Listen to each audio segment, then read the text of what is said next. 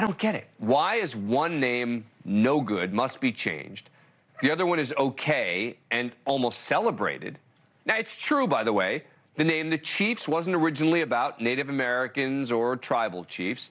It was the nickname of Mayor H. Roe Bartle back in the 1960s, who brought the team to Kansas City. Chief was his nickname.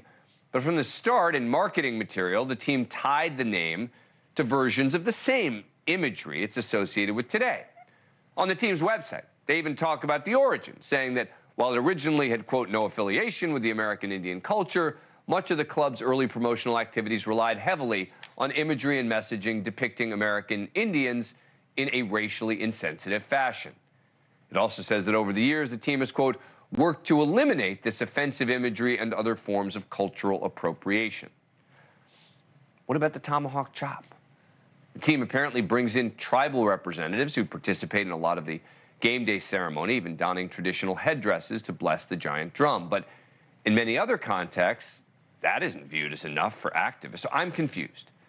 And in 2020, the Chiefs instituted a ban on, quote, headdresses and face paint styled in a way that references or appropriates American Indian cultures or traditions at the stadium. Now, that ban obviously didn't apply to the stadium for the Super Bowl. These photos are from yesterday's game. But those who object to the Chiefs name, or the Indians, or the Braves, or the Chicago Blackhawks, calling it a stereotype or outright racism, apparently don't speak for the tribal representatives who attend and participate in Kansas City games, who are apparently not offended. So it doesn't all make sense together. It's impossible to figure out which thing is going to get you praised for honoring a culture and which will get you canceled and reviled, right? I mean, maybe the difference between the name Redskins and the Chiefs is clear. Redskins was used negatively in the past, unlike Chiefs. What about the Cleveland Indians? Why'd they have to change their name? Was that a slur? Maybe the answer is simpler. The Chiefs just get a pass now because they're that good, because they're the Super Bowl winners. I don't know. Joining us now is Michelle Tafoya. She's an Emmy Award-winning sports broadcaster and host of the Michelle Tafoya podcast. Thanks so much for coming on the show. How do we make sense of all this? Who are the arbiters? Who gets to decide, right? Who are the stakeholders that get to tell us what is appropriate and what is not? You mentioned a bunch of examples. The Florida State Seminoles are still the Florida State Seminoles. The San Diego State Aztecs, still the Aztecs. And if you really want to dig a little bit, the San Francisco 49ers are named after people who came to California to dig gold in 1849. And as a result of all that gold digging, a lot of people died. Violent deaths because it was such a greedy and tumultuous time and there was slave labor and all of that. So is the 49er name acceptable? I mean, we could go on and on. Let me draw one little parallel here, Dan, that I think is interesting, because we have some people, obviously, who are of the Native American descent who don't have a problem with this, and these activist groups who do. And it calls to mind two different black coaches in the NFL who have totally different views on being black in the NFL. Todd Bowles, the head coach of the Tampa Bay Buccaneers, was asked what it would be like to coach against another black coach. And he said, I don't see color. I coach football.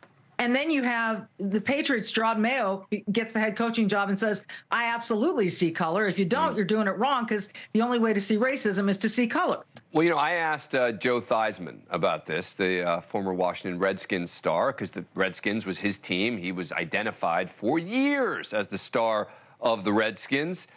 This is how he responded on this issue. You played for the Washington Redskins for a long time. They changed the name. The Chiefs are still called the Chiefs. Does this make sense?